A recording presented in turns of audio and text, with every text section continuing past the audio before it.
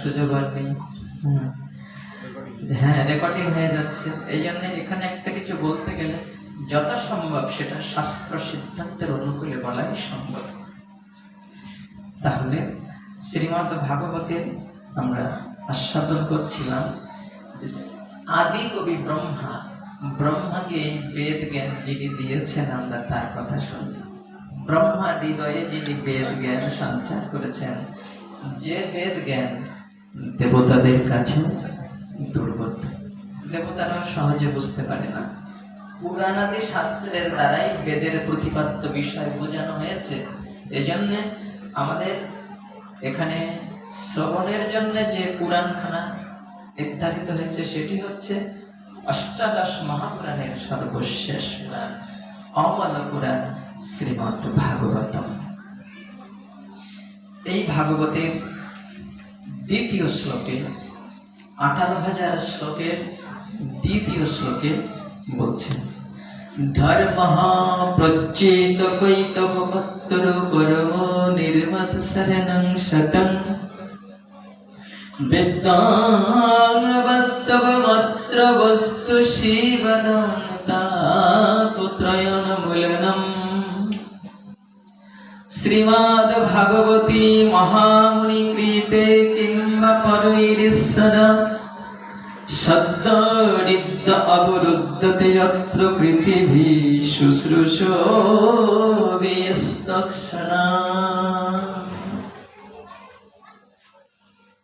যার মধ্যে পরম ধর্মের কথা ব্যক্ত হয়েছে, যে পরম ধর্মের সাধন করছেন সংসার বাসনাবিহীন মুনি ঋষিগণ। আমরা এক প্রকারের ধর্মের সাধন করি, কেমন জানেন?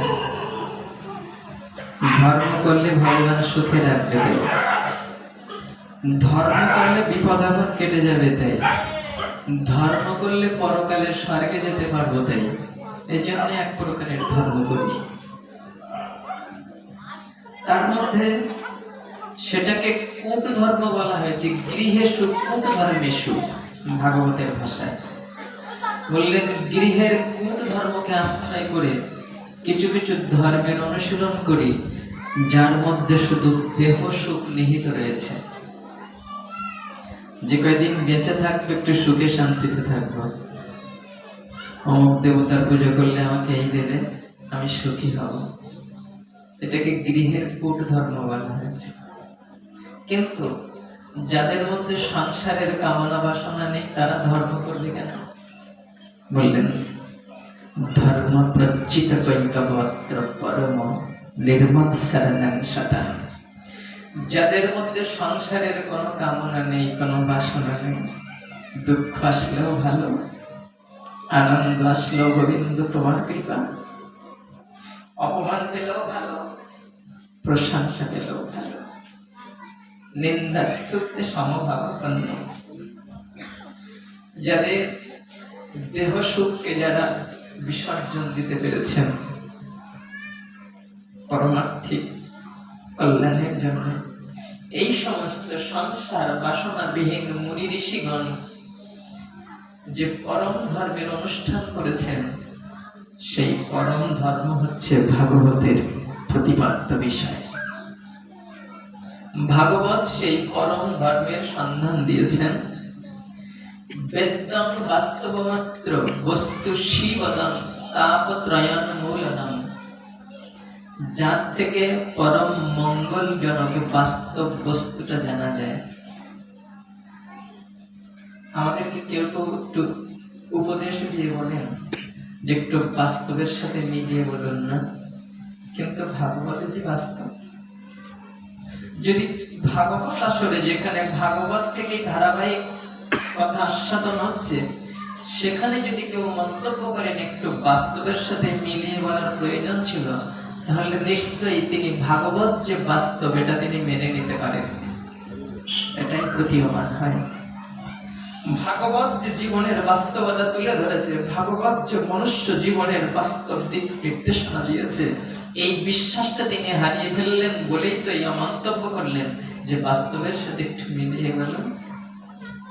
ভাগবতের 18,000 শ্লোকের দ্বিতীয় শ্লোকে ভাগবতের ঋষি তো বললেন, বেদম বাস্তবত্র বস্তু শিবদম তাপত্রয়ম মূল্যদম।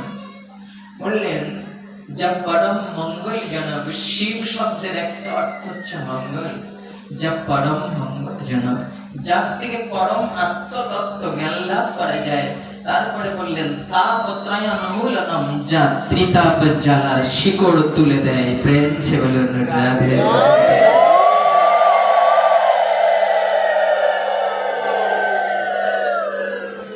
হ্যাঁ, একটা বৃক্ষকে দুই ভাবে নিধন করা যায়, এক হচ্ছে গোড়া থেকে কেটে দিয়ে, আর এক হচ্ছে শিকড় সমেত তুলে ফেলে। যদি কোনো বৃক্ষকে গোড়া থেকে কেটে দেওয়া হয়, সেখান থেকে আবার অঙ্কুর গজাতে পারে, কিন্তু যদি শিকড় সমেত তুলে দেওয়া হয়, তাহলে সেটা বিনষ্ট হলো। ভাগবত কথা ত্রিতাপ জ্বালা শুধু জুড়িয়ে দেয় না, আমাদের দেহে যখন যন্ত্রণা হয়, এই যন্ত্রণার দুই ভাবে চিকিৎসা হয়। একটা হচ্ছে সাময়িক উপশমের দ্বারা, আর একটা হচ্ছে যন্ত্রণার কারণটা নির্ধারণ করে সুনির্বাচিত ঔষধ প্রয়োগ করে তার কারণটাই দূরীভূত করা। দুই ভাবে চিকিৎসা হয়। একটা হচ্ছে প্রচন্ড যন্ত্রণা হচ্ছে, সাময়িক ভাবে কিছু ঔষধ প্রয়োগ করে সেই যন্ত্রণাটাকে একটু কমিয়ে রাখা, সাময়িক উপশম যাকে বলে। এটা সুচিকিৎসা নয়। সুচিকিৎসা সেইটাই হবে যেখানে সুনির্বাচিত ঔষধ প্রয়োগ করে যন্ত্রণার কারণটা নির্ধারণ করে যথাযোগ্য ওষুধ প্রয়োগ করে সেই কারণটা দূরীভূত করে তাকে সমলে উৎপাদিত করা, সেই রোগটা সুচিকিৎসা করে সারিয়ে তোলা। তো বলছেন ভাগবত বললেন যে তাপত্রয়ম মূলনম, কৃষ্ণ কথা, গোবিন্দ কথা, ভাগবত কথা ত্রিতাপ জ্বালা শুধু জুড়িয়ে দেয় না, ত্রিতাপ জ্বালার শিকড় তুলে দেয়, জগৎ জীবকে পরমানন্দের সন্ধান দেয়। গোবিন্দ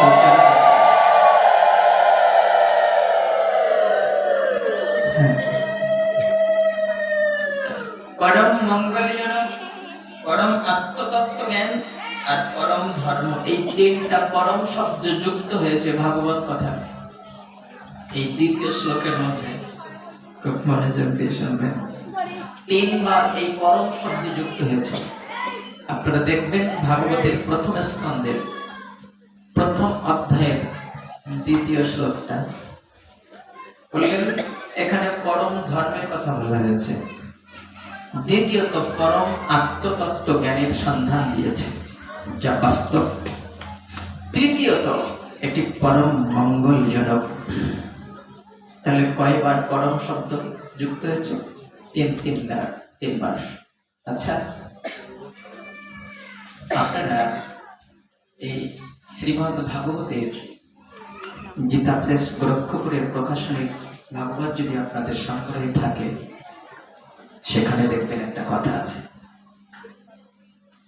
যেখানে সপ্তাহব্যাপী ভাগবত যজ্ঞের নিয়ম কানুনের কথা বর্ণনা করা হয়েছে। সেখানে পাঠক ব্রাহ্মণের কথা উল্লেখ আছে,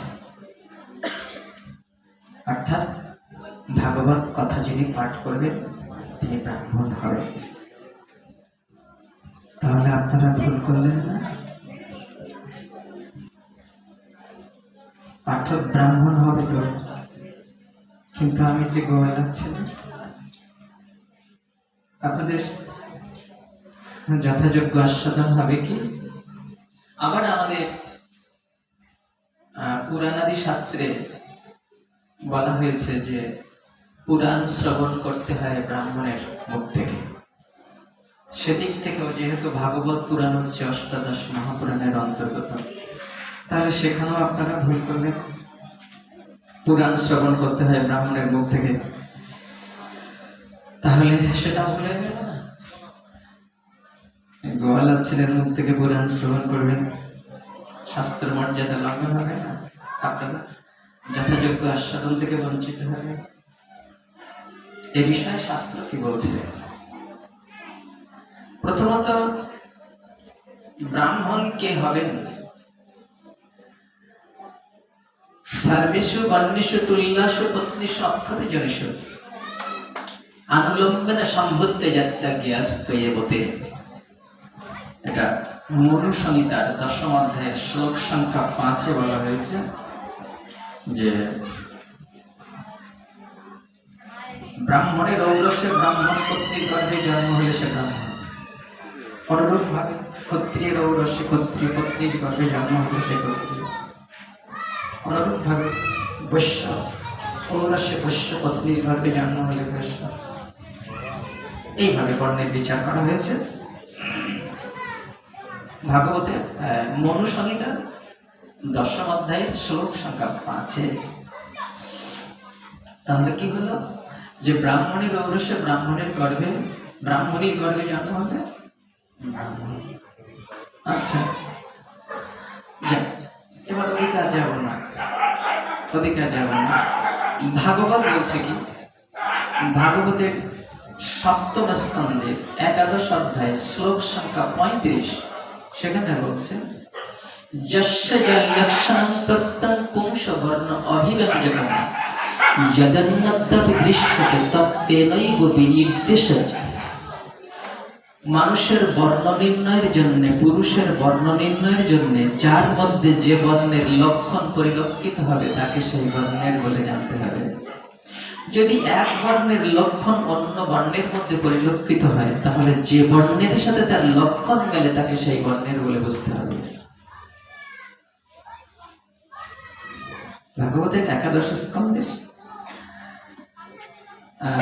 7ম স্কন্ধের 11 অধ্যায় শ্লোক সংখ্যা 35 এই কথাটা বলা হয়েছে যে বর্ণ নির্ণয়ের জন্য যস্য লক্ষণং প্রত্যং পুংস বর্ণ অভিব্যঞ্জকম, বর্ণ নির্ণয়ের জন্য লক্ষণ মেলে তাকে সেই বর্ণ বলে বুঝতে হবে। এটা ভাগবতে বলছে। আচ্ছা, তাহলে মনু সংহিতার যে শ্লোকটা যে ব্রাহ্মণের ঔরসে ব্রাহ্মণীর গর্ভে জন্ম হলে সে ব্রাহ্মণ, এইটা ধরে যদি কেউ দাবি করেন যে আমার ব্রাহ্মণের ঘরে জন্ম হয়েছে আমি ব্রাহ্মণ, তিনি দাবি করতে পারেন, কিন্তু ওই মনু সংহিতার, আমি কিন্তু কাউকে নিন্দা বা সমালোচনার জন্য কথাটা বলছি না, প্রসঙ্গটা আসলো তাই বলছি।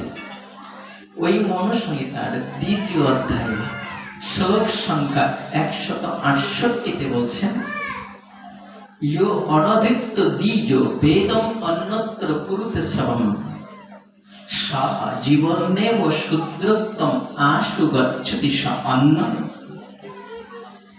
যে ব্রাহ্মণ বেদ পাঠ পরিত্যাগ করে অন্য বিষয়ে পরিশ্রম করছেন তিনি জীবিত অবস্থায় সব অংশে শূদ্রত্ব প্রাপ্ত হন। তাহলে কেউ যদি বলে আমার ব্রাহ্মণের ঘরে জন্ম হয়েছে আমি ব্রাহ্মণ, সেটা আবার মনু সংহিতা স্বীকার করছেন না।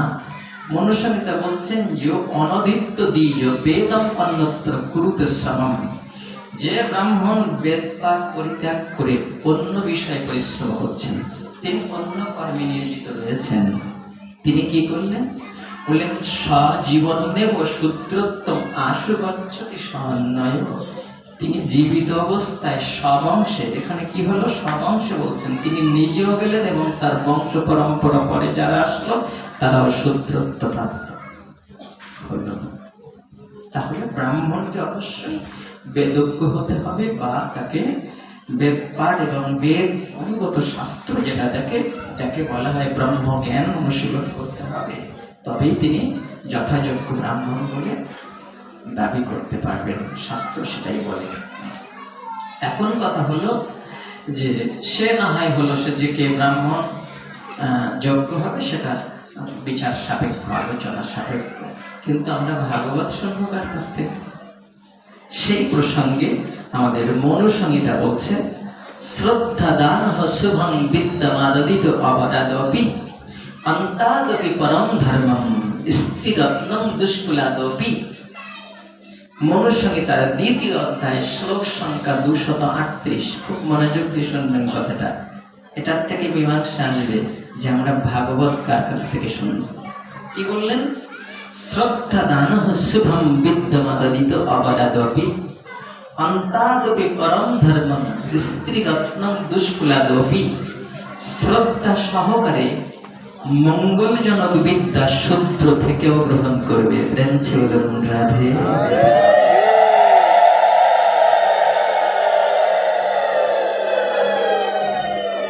শুধু শুনবে না, বললেন শ্রদ্ধা ধ্যান হয়। ওই মনোসংহিতা বলছে, ওই মনুস্মৃতি বলছে যে শ্রদ্ধা দান শুভম বিদ্যামাদয়িত অবারাদপি, শ্রদ্ধা সহকারে পরম মঙ্গলজনক যে বিদ্যা সেটা শূদ্রের কাছ থেকে গ্রহণ করবে, চণ্ডালের থেকেও পরম ধর্ম শিক্ষণীয়। হ্যাঁ, অন্তাদপি পরম ধর্মম, বললেন পরম ধর্ম যেটা সেটা চণ্ডালের কাছ থেকেও শিক্ষণীয়। যেহেতু ভাগবত শুধু ধর্ম নয়, ভাগবত পরম ধর্ম, ভাগবত শুধু মঙ্গলের নয়, ভাগবত পরম মঙ্গলের বিষয়। ভাগবত পরম আত্মতত্ত্ব জ্ঞান পরিবেশন করেছে, তাই ভাগবত কথা চণ্ডালের কাছ থেকেও গ্রহণ করা যেতে পারে। প্রেম ছেলে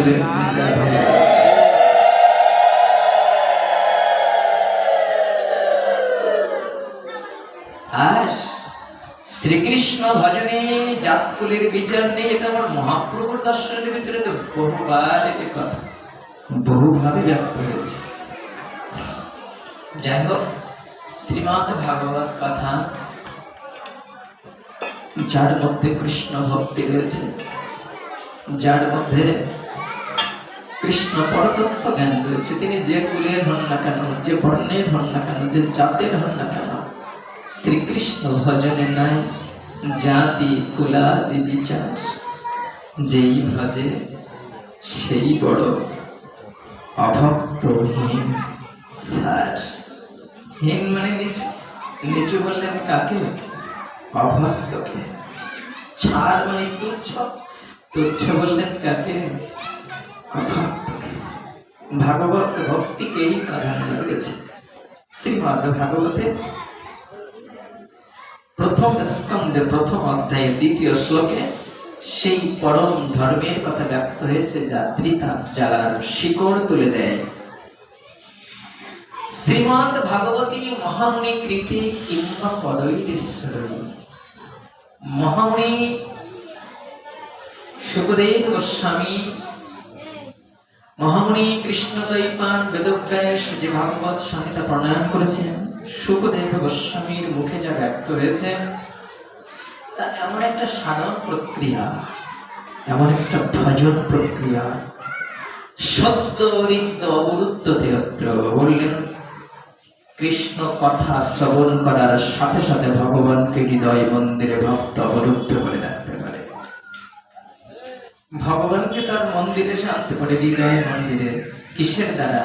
তপস্যা করে, যজ্ঞ করে, হোম করে, অনেক শাস্ত্র পড়ে না, না বলে এত কিছু কষ্ট করতে হবে না, শুধুমাত্র ভক্তি ভরে একটু কৃষ্ণ কথা শ্রবণ করলেই ভগবান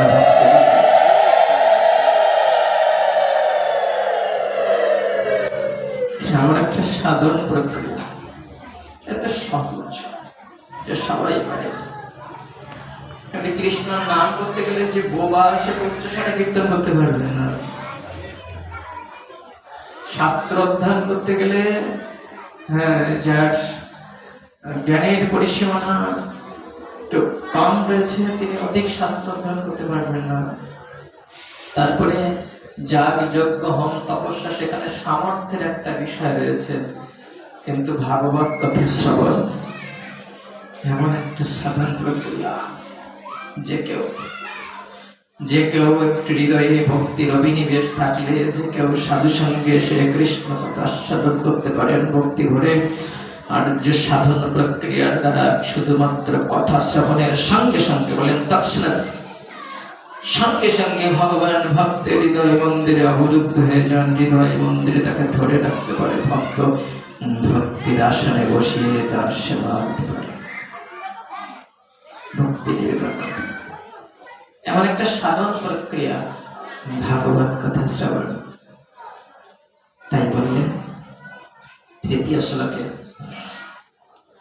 নিগম কল্পতরুর গলিতং ফলং শোখমুখাদমৃত দ্রব সংযুতং পিবত ভগবতং রসমালয়ং মোহরহো রসিকা ভুবি ভাবুকা।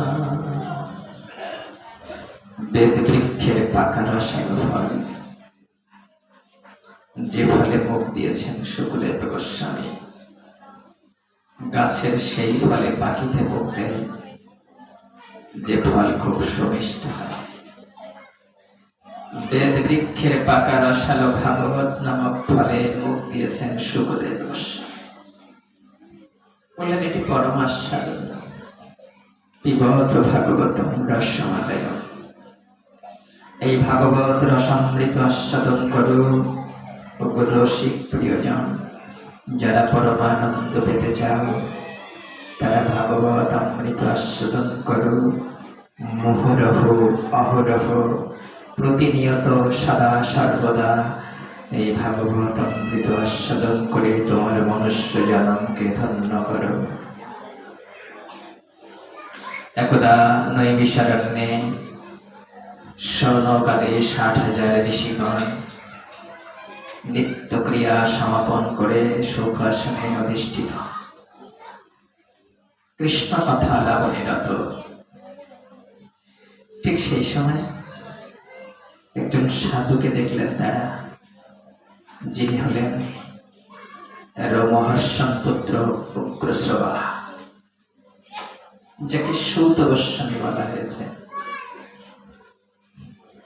এই সাধুকে দেখে সাধুর কাছে জানতে চাইবেন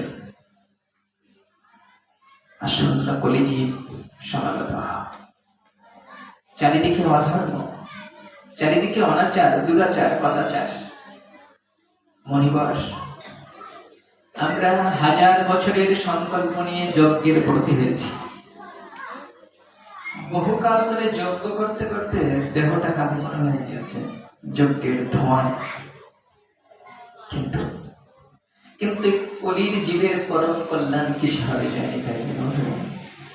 কলির জীবের পরম কল্যাণ কিসে হবে?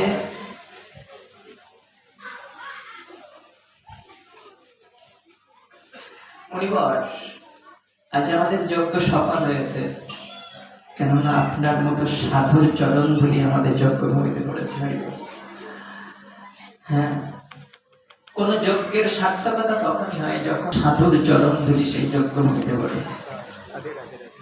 হ্যাঁ, বললেন আপনার মতো সাধুর চরণ ধুলিতে আজ আমাদের যজ্ঞ পরিপূর্ণ হতে চলেছে।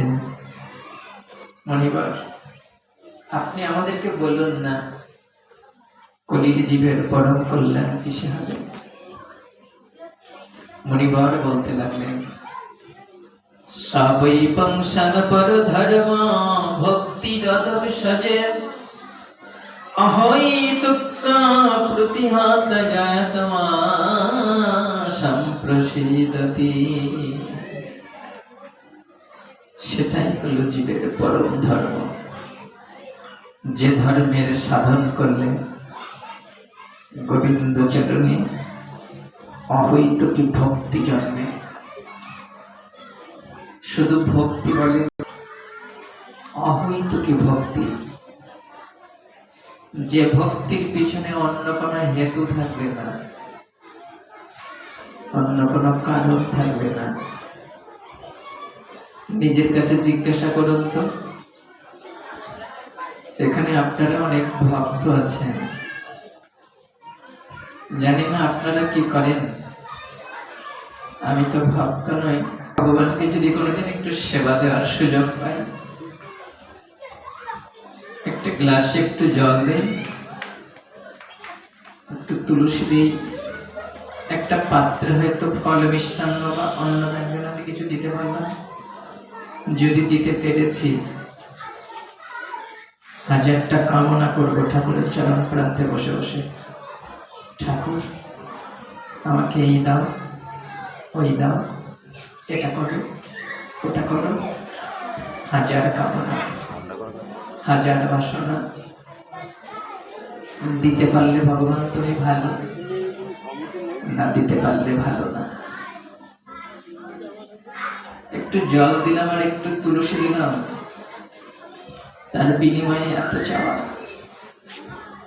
ধনম দেহি, জনম দেহি, সুখম দেহি, বিদ্যাং দেহি, বুদ্ধিং দেহি, ঐশ্বর্যং দেহি, যশ দেহি, বিষ দেহি, ভগবান এটা দাও, ওটা দাও, এই দাও, সেই দাও, হাজার চাওয়া। ভগবানকে বিরক্ত করাই সার হয়ে যায়। ও সেবা দেওয়া হলো না, বিরক্ত করা হলো। আপনারা করেন না হয়তো।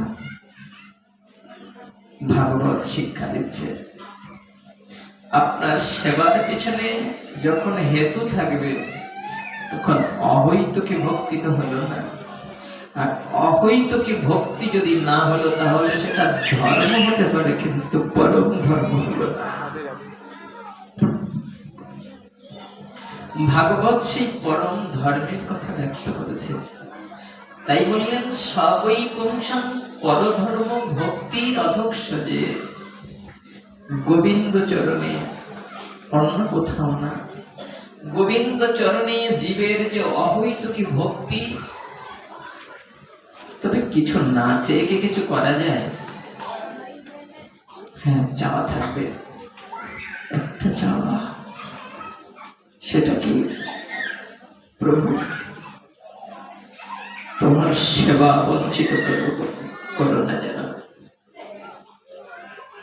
বললেন দিয়মানং না গৃহন্নন্তি বিনা মৎ সেবনং জানা। জগতে সবাই বলছে শুধু দাও দাও দাও, আর আমার ভক্ত বলছে দিও না। পার্থক্য এখানে। ভগবান কপিল দেব বলছেন, আমরা সেটা সামনে আস্বাদন করব। প্রসঙ্গতে একটু বলছি। জগতের সবাই বলছে শুধু দাও দাও দাও, গোবিন্দ এটা দাও, ওটা দাও, আর ভক্ত বলছে দিতে হবে না, কেড়ে দাও, সব কেড়ে দাও, শুধু তোমার চরণ দুখানা থেকে বঞ্চিত করে দাও, তোমার সেবা থেকে বঞ্চিত করো না। দিয়মানং ন গৃহন্নন্তি বিনা মৎ সেবনং জানা। আমি দিতে চাই ভক্তকে। নিবি? না নেব না, কিচ্ছু নেব না। কি দিবি তাহলে? বললেন তোমার সেবা ছাড়া যেন করো না। জনম জনম ধরে যেন কেঁদে কেঁদে তোমার সেবা দিতে পারি। কৃষ্ণ বলে যেন চোখের জল ফেলতে পারি, আর কিচ্ছু না। পার্থক্যটা এখানে। যখনই হাজার চাওয়া থাকবে, ঠাকুর সেবা দিতে গিয়ে মনের মধ্যে হাজার হাজার কামনা তোলপাড় করবে, তখন বুঝতে হবে আমার ধর্ম হলো কিন্তু পরম ধর্ম হলো না। আর সেই পরম ধর্মটা হলো গোবিন্দ চরণে অহৈতুকী ভক্তি। শুধু ভক্তি না, কি ভক্তি?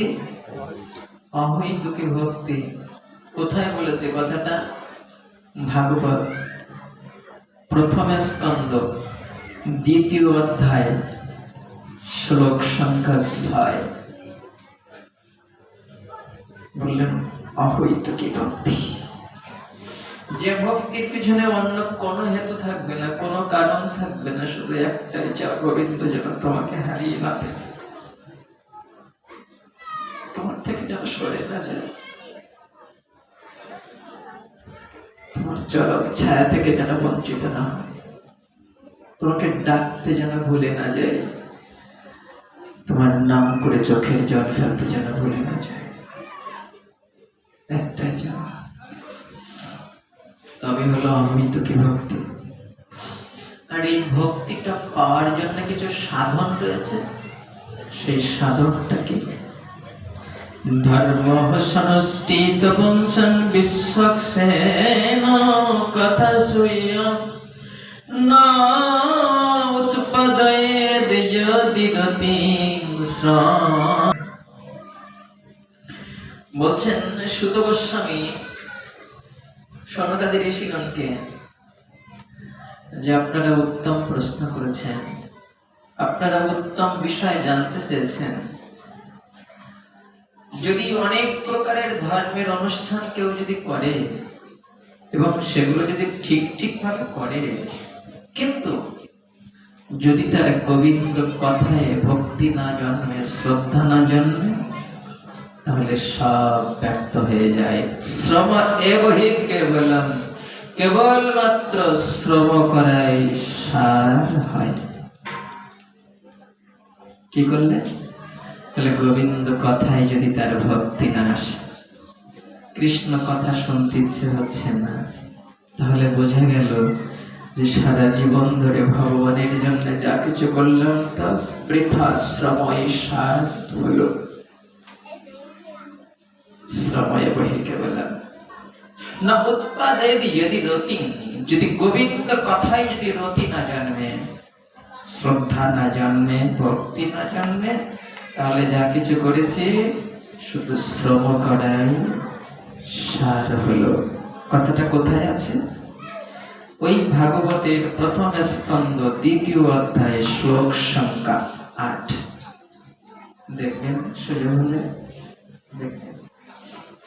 বিশ্বাস হলে সেই অনুযায়ী একটু চলতে চেষ্টা করুন। আপনি কিছু করতে পারছেন না, তার জন্য আপনাকে দোষ দেব না, কেননা আমার তো কিছুই হচ্ছে না, আপনার হয়তো অনেক কিছু হচ্ছে।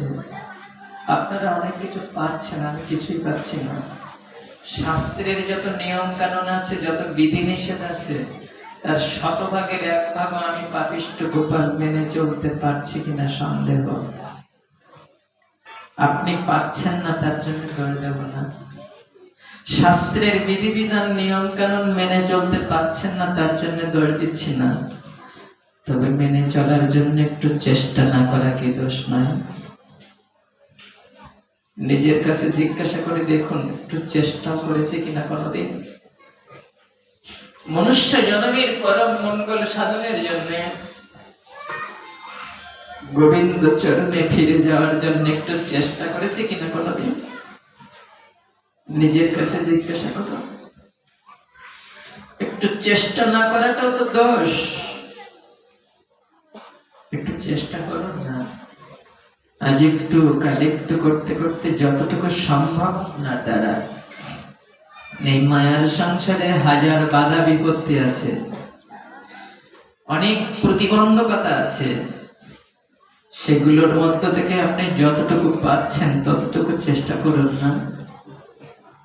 প্রতিদিন একটু হিসাব মেলাতে চেষ্টা করুন না যে আজ গোবিন্দ তোমার জন্য কি করেছি। আমার এই দেহের জন্য আর দেহের সাথে যাদের সম্বন্ধ আছে তাদের সুখের জন্য 24 ঘন্টায় ভূত খাটনি খাটলাম। নিজের কাছে দিনান্তে একবার জিজ্ঞাসা করি যে গোবিন্দ তোমাকে ভালোবাসবো বলে, ভালোবাসি বলে কি করেছেন? আমার আত্মার কল্যাণের জন্য এই বাইরের পাঁচিলটাকে খুব রং করে সুন্দর করে সাজিয়ে গুছিয়ে রাখলাম, কিন্তু পাঁচিলের মধ্যে যিনি রয়েছেন, এই ঘরের মধ্যে যিনি রয়েছেন, সেই মালিকের জন্য কি করলাম?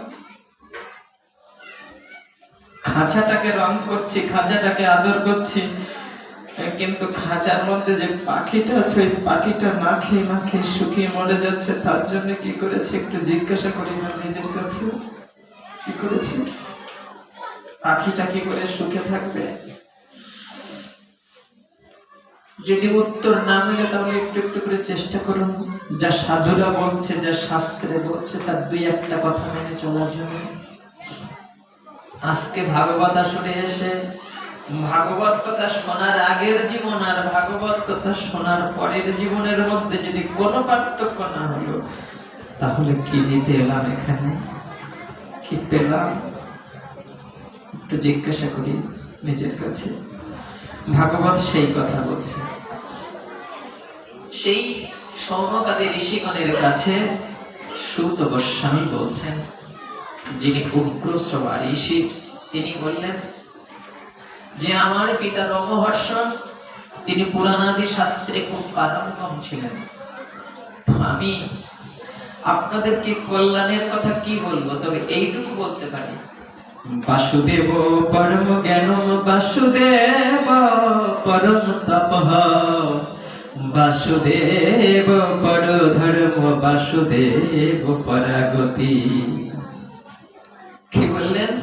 বললেন ভগবান বাসুদেব অর্থাৎ ভগবান শ্রী গোবিন্দ, তিনি হচ্ছেন পরম জ্ঞান, তিনি পরম তপস্যা, তিনি পরম ধর্ম, তিনি হচ্ছেন জীবের পরম গতি। সেই ভগবান শ্রী গোবিন্দ প্রেম সে বলে।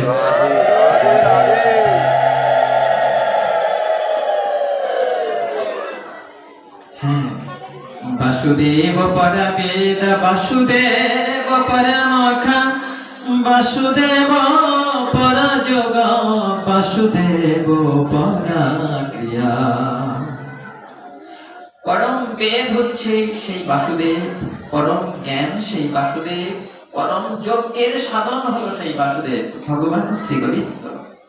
পরম যোগের লক্ষ্য হচ্ছে সেই শ্রী গোবিন্দ, জীবের সমস্ত কর্ম প্রচেষ্টার অন্তিম লক্ষ্য হচ্ছে সেই শ্রী গোবিন্দ। যত প্রকারের কর্ম করছি, যত সাধন করছি, যত ভজন করছি, পরম লক্ষ্য হচ্ছে গোবিন্দ চরণ প্রাপ্তি। এ কথাটা বলতে হবে। সেই কৃষ্ণ কথা, সেই কৃষ্ণ কথা আমি বলতে পারি আপনাদের, যে কথাটা শুনেছি সুখদেব গোস্বামীর শ্রীমুখে। পরীক্ষিত মহারাজকে লক্ষ্য করে তিনি যে কৃষ্ণ কথা পরিবেশন করেছেন, ভাগবত কথা, আমি সেটা বলতে পারি। এতে চাম সকল বংশ কৃষ্ণস্ত ভগবান স্বয়ং ইন্দ্রাণী ব্যাকুলম লোকম মীড়য়ন্তি যুগে। কৃষ্ণ হলেন স্বয়ং ভগবান। এছাড়া দুষ্টের দমনকারী, শিষ্টের পালনকারী, অসুর নিধনকারী আর যত ভগবান আছে, কেহ কৃষ্ণের অংশ আর কেহ কৃষ্ণের অংশেরও অংশ, অর্থাৎ কলা। কৃষ্ণই হলেন স্বয়ং ভগবান। সেই কৃষ্ণ কথা বলতে পারি। এবার শুরু করছেন সেই কৃষ্ণ কথা। কৃষ্ণ কথাটা কিভাবে এসেছে তাই আগে বললেন। একদিন মহর্ষি কৃষ্ণ দ্বৈপায়ন বেদব্যাস বদ্রিক আশ্রমে সরস্বতী নদীর পূর্ণ জলে স্নান করে বিষণ্ণ বদনে বসে আছেন, মন খারাপ করে। চিন্তা করছেন, এত শাস্ত্র রচনা করলাম, কিন্তু জগৎ জীবের কি কল্যাণ হলো?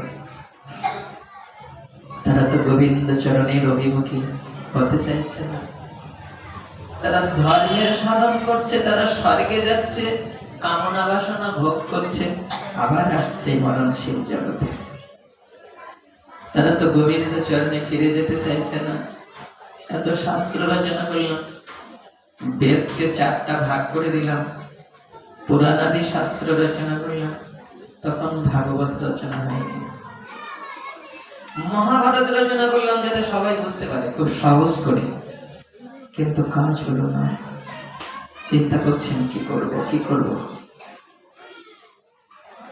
হ্যাঁ, যে জন্য এত শাস্ত্র রচনা করেছিলাম যে কি করে তারা গোবিন্দ চরণে ফিরে যাবে, বাড়ি যাবে, এই মায়ার সংসারে আর হাবুডুবু খাবে না, ত্রিতাপ জ্বালার যন্ত্রণা আর ভোগ করবে না, কি করে তারা গোবিন্দ চরণে যাবে।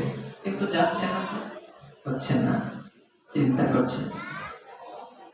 সে সময় তার গুরুদেব দেবর্ষি নারদ এসেছেন বিনা যন্ত্রে হরি গুণগান কীর্তন করতে করতে।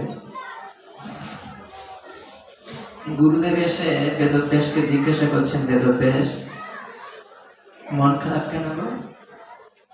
মন খারাপ করে তো সংসারী মানুষেরা, যাদের খুব কামনা বাসনা আছে, তাদের কামনা পূর্ণ না হলে তারা মন খারাপ করে। কি করে বেশি করে ধনী হব, কি করে সুখী হব, এইসব চিন্তা তারা করে। কিন্তু বেদব্যাস, তুমি যে ব্রহ্মজ্ঞানী, তুমি শাস্ত্র জানো, তুমি আত্মার গতি জানো, জীবের কল্যাণ কিসে হয় তুমি জানো, তুমি এত শাস্ত্র রচনা করেছ, তুমি কেন মন খারাপ করে আছো? বেদব্যাস বললেন, গুরুদেব, মন খারাপ করছে আমার জন্য না, যাদের জন্য শাস্ত্র রচনা করেছে তাদের জন্য। এত শাস্ত্র রচনা করলাম, কিন্তু তারা গোবিন্দকে ভালোবাসতে জানলো না। তারা পরম কল্যাণের পথে গেল না, তারা শুধু ধর্ম, অর্থ আর কাম নিয়ে মেতে আছে, মুক্তির পথে তারা যাচ্ছে না। তখন একটা কথা বললেন দেবর্ষী নারদ বেদব্যাস, কৃষ্ণ কথা বাদ দিয়ে যত কথা বলা হোক না কেন, সেগুলো কি জানো? সেগুলো হচ্ছে বিষ্ঠা কুণ্ড, যেখানে কাকের বিচরণ ক্ষেত্র। কৃষ্ণ কথা বাদ দিয়ে যত ভালো কথা বলো না কেন, সেখানে পরমহংসের উপাদেয় সার বস্তু সেখানে থাকে না। বেদব্যাস, তুমি অনেক ভালো কথা বলেছো, অনেক শাস্ত্রের মধ্যে কি করে মানুষের মঙ্গল হবে, কোন পথে গেলে কি লাভ হবে বলেছো তুমি, কিন্তু কৃষ্ণ কথা বলেছো। বলে না, সেভাবে বলা হয়নি। বললেন শোনো, তত হয়ন্নতয় কিঞ্চন মদ্রিবর্ষত পৃথক দৃশ্যস্তাৎ কৃতরূপণমভি না কহির্চিৎ কাপি জগস্থিতমতির্লভ্যত বাতাহত নৌরিবস্পরম। বেদব্যাস বললেন, দেবর্ষী নারদ বলছেন বেদব্যাসকে, বেদব্যাস, যতক্ষণ কৃষ্ণ কথা না বলা হবে ততক্ষণ কি হবে জানো? কোন নৌকা যদি নদীতে নামে আর মাঝ নদীতে গিয়ে যদি ঝড় ওঠে, তাহলে কি হয়? নৌকাটা হাবুডুবু খায়। বলছেন জীবের এই দেহ নামক নৌকাটা সংসার সমুদ্রে পড়ে হাবুডুবু খাচ্ছে। যতক্ষণ কৃষ্ণ কথা না বলবে ততক্ষণ যত ভালো কথা বলো না কেন, যত জ্ঞানের কথা বলো আর যত যুক্তির কথা বলো না কেন, ওই দেহ নৌকায় শুধু কামনা বাসনার ঝড় লাগাবে। বাতাহত নৌ, ভাগবতে বলছেন যে ঝড়ে ক্ষতিগ্রস্ত নৌকা যেমন কুলে ভিড়তে পারে না, ঠিক তেমনি কৃষ্ণ কথা ছাড়া যত ভালো কথা বলো না কেন, তাদের দেহ নৌকায় শুধু কামনা বাসনার ঝড় লাগাবে, গোবিন্দ চরণে যেতে দেবে না। প্রেম সে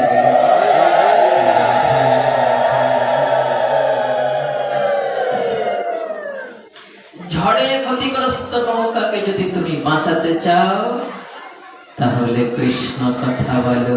বেদব্যাসকে বলছেন কৃষ্ণ কথা বলো। জানো বেদব্যাস, পূর্ব জন্মে আমি ছিলাম দাসীর পুত্র, আমার মা দাসী ছিল। আমি ছোট্ট ছেলে, 5 বছরের বালক ছিলাম। আমার মা লোকের বাড়িতে কাজ করত। যে বাড়িতে আমার মা দাসী ছিলেন, ওই বাড়িতে না চাতুর্মাস্য ব্রত করার জন্য কয়েকজন সাধু এসেছিল। চাতুর্মাস্য ব্রত 4 মাস, শ্রাবণ থেকে শুরু হবে। শ্রাবণ, ভাদ্র, আশ্বিন, কার্তিক, এই শেষের মাসটা কিন্তু দামোদর ব্রত, আপনারা অনেকেই পালন করে থাকেন। তো বললেন এই 4 মাস ব্রত পালন করার সংকল্প নিয়ে কয়েকজন সাধু আসলেন যে বাড়িতে আমার মা দাসী। কথাটা কে বলছেন? দেবর্ষী নারদ। বললেন আমি তখন ছোট্ট ছেলে, 5 বছরের বালক। এই সাধুরা না যখন এক জায়গায় বসতেন তখন কৃষ্ণ কথা বলতেন, আমি তাদের পাশে বসে শুনতাম। আমি খুব শান্ত ছিলাম, আমার কৃষ্ণ কথা শুনতে ভালো লাগতো। সবার ভালো লাগে নাকি? সবার ভালো লাগে না। এখানে সুকৃতির একটা বিষয় রয়েছে, যাকে বলে পূর্ব সুকৃতি। কত ছোট্ট শিশুরা দেখবেন ভাগবত আসলে চুপচাপ বসে বসে কৃষ্ণ কথা শোনে। আবার কতজন জীবনের পরন্ত বিকেল বেলা, বয়সটা হেরে গিয়েছে, বৃদ্ধ হয়েছেন, তবুও চায়ের দোকানে বসে গল্প করবেন, কিন্তু ভাগবত শুনতে ভালো লাগে না। অনাদিকালের অনর্থ তাকে পিছনে টানছে, যেতে দিচ্ছে না কোন ক্রমে। যদি আপনাদের এমন থেকে থাকে, সম্মুখে যদি থাকে, আপনি যদি কোন ক্রমে তাকে একটু বুঝিয়ে সুঝিয়ে, একটু ভুলিয়ে ভালিয়ে যদি একদিন একটু ভাগবত শুনে আনতে পারেন, যদি ভাগবত আসলে এসে ভাগবতের কৃপা হয়, সাধুর কৃপা হয়, তার কৃষ্ণ কথায় রুচি আসতে পারে, সে আবারও ভাগবত আসলে সেই পরমামৃত কৃষ্ণ কথামৃত আস্বাদন করতে লালায়িত হতে পারে, তার জীবনের মোড় ঘুরে যেতে পারে সাধু সঙ্গের প্রভাবে।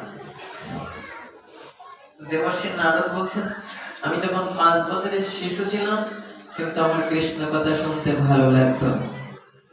সাধুরা যখন বলতেন আমি চুপচাপ শুনতাম। আর আমার এই ভক্তিটা দেখে না, সাধুরা একদিন আমাকে কৃপা করলেন। কি কৃপা? তাদের উচ্ছিষ্ট প্রসাদ আমাকে দিয়েছিলেন।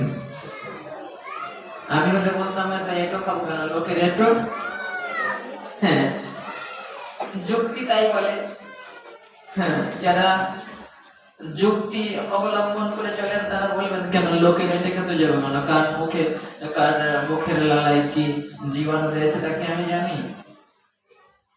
কিন্তু ভক্তি তা বলে না, বলে ভক্ত পদ রজ, ভক্ত পদ জল, ভক্ত ভুক্ত অবশেষ দিন সাধনের ফল।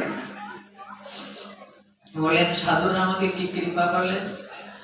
তাদের উচ্ছিষ্ট প্রসাদ আমাকে দিয়েছিলেন। জানবের উদ্দেশ্য, যেদিন থেকে প্রসাদ পেলাম না, তারপর থেকে আমার সবসময় কৃষ্ণ কথা শুনতে ইচ্ছে হতো। কৃষ্ণ কথা ছাড়া অন্য কিছু ভালো লাগবে না। তারপরে কি হলো, একদিন ওই সাধুরা ব্রত সমাপন করে চলে গেলেন। যাওয়ার সময় আমাকে কিছু গুপ্ত মন্ত্র দিয়ে গেলেন, মন্ত্রের সাধন করতে বললেন। আমি যখন সেই মন্ত্রের সাধন করতাম, কিচ্ছু ভালো লাগতো না। এই জগৎ সংসারের কিচ্ছু ভালো লাগতো না, যাকে বলে বাহ্য জগৎ পরিত্যাগীয় যোগ। আমাদের গীতার মধ্যে কথাটা আছে, বাইরের বস্তুতে তখন তার অনাসক্তি আসে ক্রমাগত। এটা একদিন হয় না বাবা, এটা ক্রমাগত সাধু সঙ্গ করতে করতে, ভক্তির অনুশীলন করতে করতে এক সময় না বাইরের জগতের প্রতি আসক্তি কমে আসে। অনেক ক্ষতি হয়ে গেল, অনেক বড় আঘাত আসলো। সাময়িক ভাবে একটু মনটা দুর্বল হতে পারে, পরেক্ষণে কাটিয়ে উঠতে পারেন। তিনি জানেন, গোবিন্দ আমি তো সাথে করে নিয়ে আসলে কিছু, আবার যেদিন চলে যাবো সেদিন খালি হাতে যাব। এটা তার মনের মধ্যে দৃঢ় করে নিয়ে সহজে ভুলে যেতে পারে। দেবর্ষী নারদ বললেন, আমি যখন সেই মন্ত্রের সাধন করতাম, কিচ্ছু ভালো লাগতো না। মা যখন আমাকে ডাকতেন, খোকা খেয়েছিস, এই ডাকটাও ভালো লাগতো না।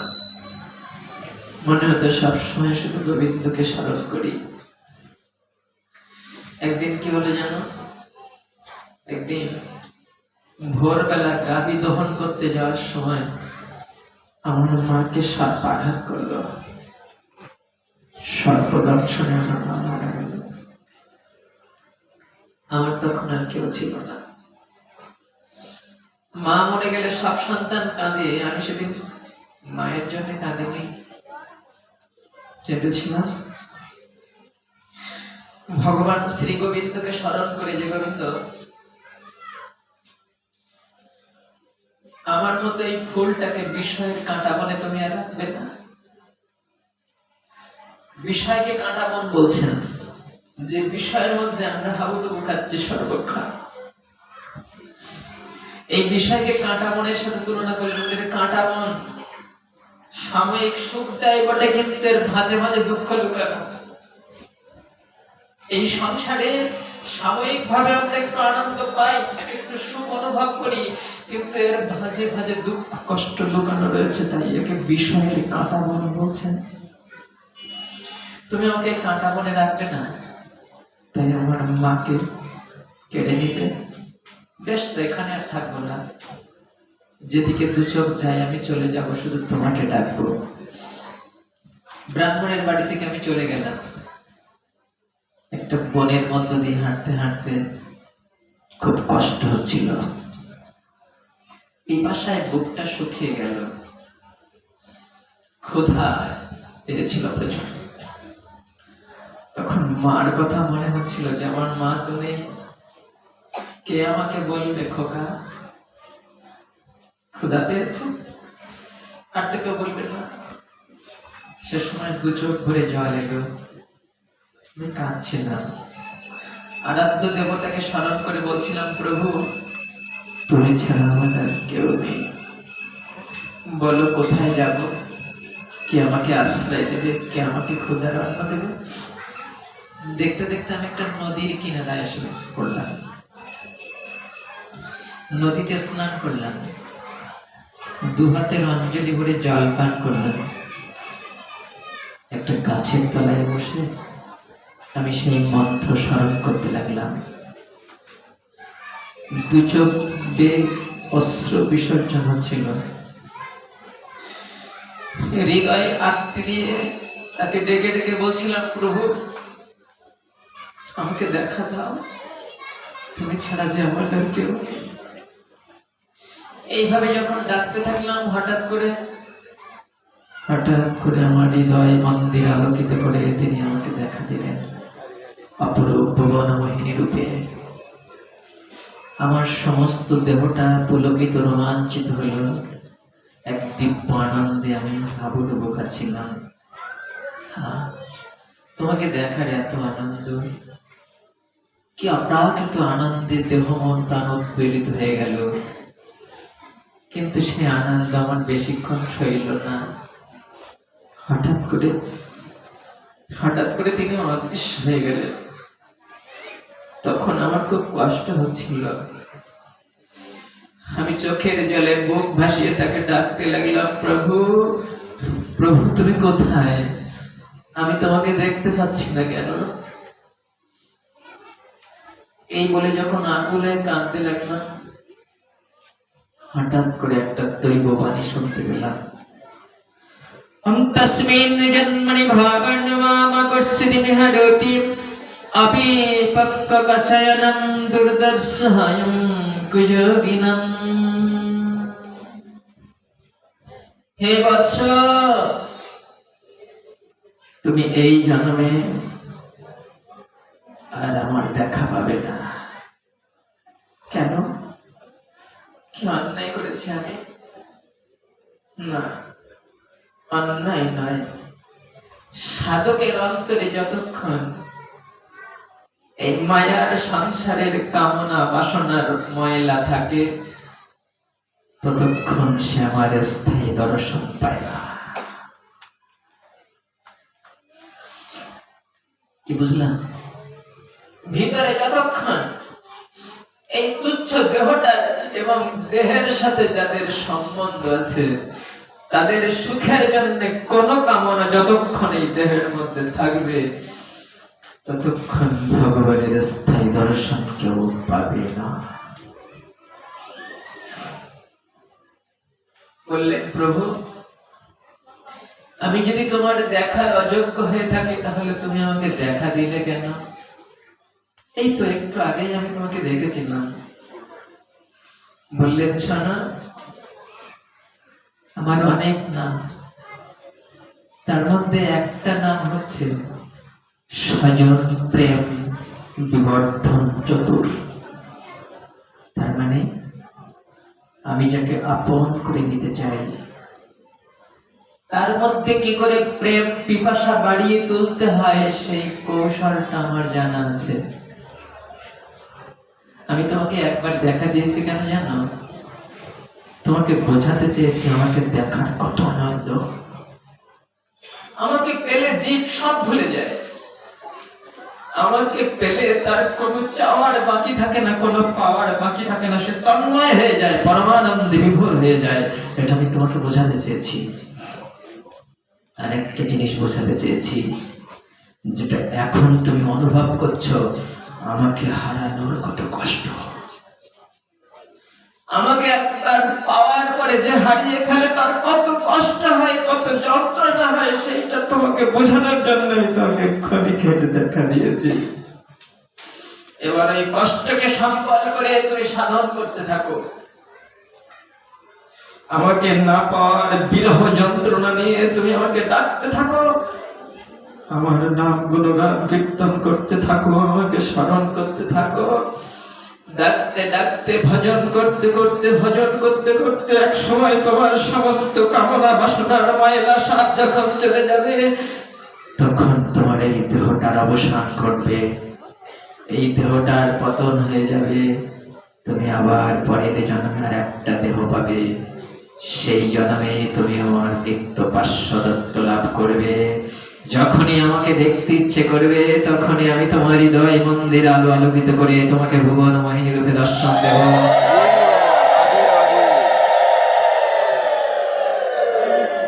তুমি সাধন করতে থাকো। এই বলে তিনি অদৃশ্য হয়ে গেলেন। মহর্ষি কৃষ্ণ দৈপায়ন বেদব্যাস এতক্ষণ শ্রবণ করছিলেন দেবর্ষি নারদের মুখে তার ইতিবৃত্ত।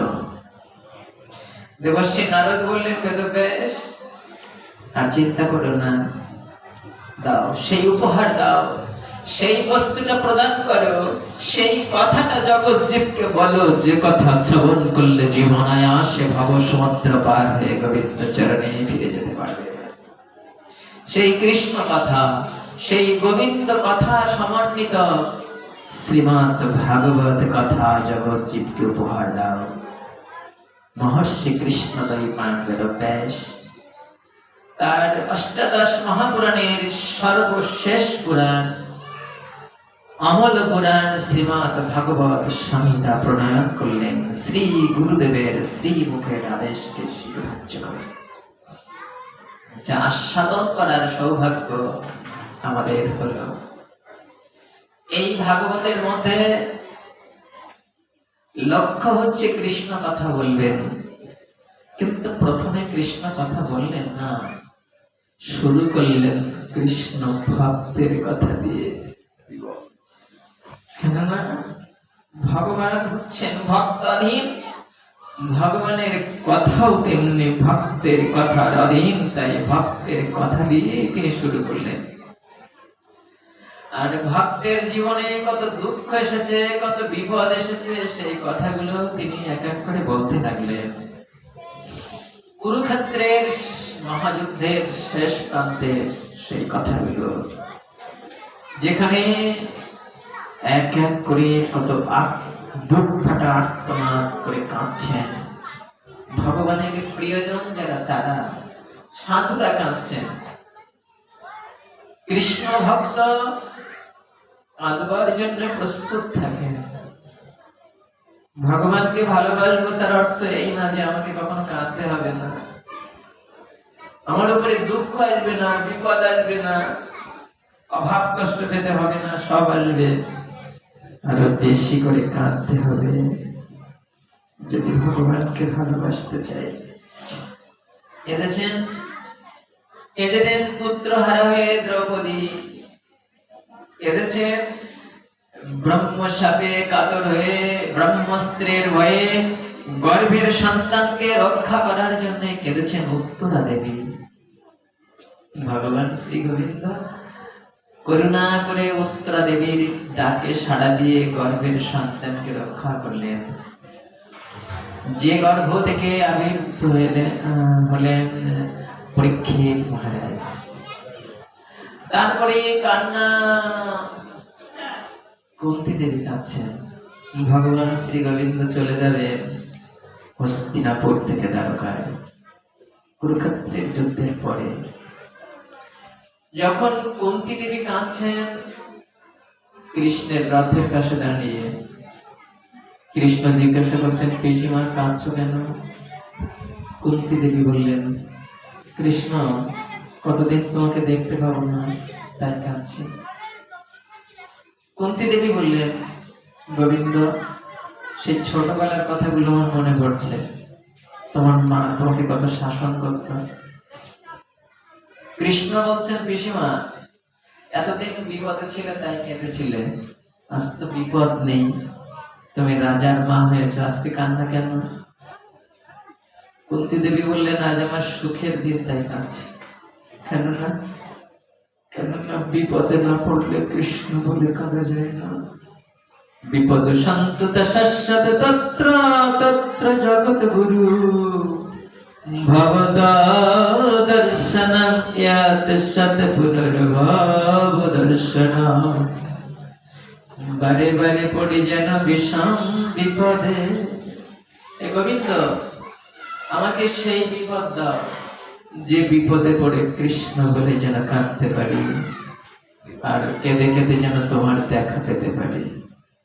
যে সুখে সুখী হলে কৃষ্ণ বলে কাঁদা যায় না, সেই সুখ আমি চাই না। প্রয়োজনে বিপদ দাও। জিজ্ঞাসা করুন নিজের কাছে, আমি কোনোদিন এরকম বলেছি যে ভগবান বিপদ দাও? আপনি বলেছেন কোনোদিন? বলি না। সবসময় সুখ চাই। কিন্তু কুন্তী দেবী নিজেকে দিয়ে জগৎকে শিক্ষা দিলেন, তোমরা যারা কৃষ্ণকে ভালোবাসো তারা এমন করেছে গোবিন্দ, প্রয়োজনে বিপদ দাও, তবে কৃষ্ণ বলে যেন কাঁদতে পারিস। কেননা জন্ম ঐশ্বর্য শ্রুত ভিরেদ মানমান অপমান নৈর্বহত্ত বিধাতং বৈতাময় কিঞ্চন গোচরম।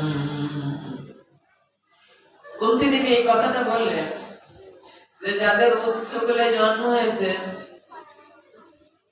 যারা অনেক অর্থ সম্পদের মালিক হয়েছে, যারা অনেক বিদ্যা বুদ্ধি লাভ করেছে, যারা অনেক সম্মান পেয়েছে, হে গোবিন্দ, তারা সহজে বুঝতে পারে না তোমার আর এক নাম হলো কাঙালের ঠাকুর। তোমার আরেক নাম অকিঞ্চন মিত্র, নিঃসম্বলের সম্বল, যার কেউ নেই, যার কিচ্ছু নেই, তার একমাত্র সম্বল ভগবান তুমি। এটা তারা বুঝতে পারে না যারা সুখে আছে, যাদের উচ্চ বংশে জন্ম হয়েছে, যারা অনেক অর্থ সম্পদের মালিক হয়েছে, যারা অনেক বিদ্যা বুদ্ধি অর্জন করেছে, খুব পাণ্ডিত্য লাভ করেছে, আবার যারা খুব সম্মানের আসনে গিয়ে বসেছে, সবাই বড় বাবু বলে ডাকে, তারা সহজে বুঝতে পারে না তোমার আর একটা হচ্ছে কাঙালের ঠাকুর। এটা তারা বুঝতে পারে না। তাই আমাকে তুমি কাঙাল করে রেখো প্রভু, তোমাকে যেন ভুলে না যায়। কুন্তী দেবী শিক্ষা দিলেন। ভগবান শ্রী গোবিন্দ দেখলেন পিসিমা কাঁদছে, যাও কি করে, বিপদ চাইছে। আর বললেন স্নপাশমিমং সিদ্ধিদীনং পাণ্ডুষু বৃষ্ণেষু। শোনো, আমার এই ছেলেদের সাথে, এই পাণ্ডব বংশীয়দের সাথে আমার যে একটা মায়ার বাঁধন আছে, সেটা কেটে দিয়ে যাও। কি বললেন? মা হয়ে নিজের সন্তানের সাথে মায়ার বাঁধনটা কাটতে চাইছেন। জগতের কোন মা চেয়েছে যে আমার সন্তানের উপর থেকে তুমি মায়া তুলে না, আমি নিষ্ঠুর মা হয়ে যাই? জগতের কোন মা কোনদিন বলেছে? আপনারা কেউ বলেছেন না? বলে। কিন্তু কুন্তী দেবী কেন বললেন যে আমার সন্তানের উপর থেকে মায়া তুলে নাও? বললেন তার কারণ, সন্তানের যদি কাল নিয়তি ফুরিয়ে যায়, আমি মা হয়ে মাটিতে আছাড় খেতে পারবো, কিন্তু ধরে রাখতে পারবো না। আর যদি ধরে রাখতে না পারি, তাহলে মায়ের কান্না কেঁদে কি করবো? তবে শোনো গোবিন্দ, আমার সন্তানের উপরে এই মিথ্যে মায়া যেন আমার না থাকে, তবে ওদের জন্য আমি কাঁদবো। আমি তোদের মা। কোন দিন কাঁদবো জানো? যেদিন ওরা তোমার ভক্ত বলে পরিচিত হবে, যেদিন ওরা তোমাকে ভালোবাসবে, সেদিন ওরা বিপদে পড়লে আমি কাঁদবো তোমার ভক্তের জন্য, আমার ছেলের জন্য নয়।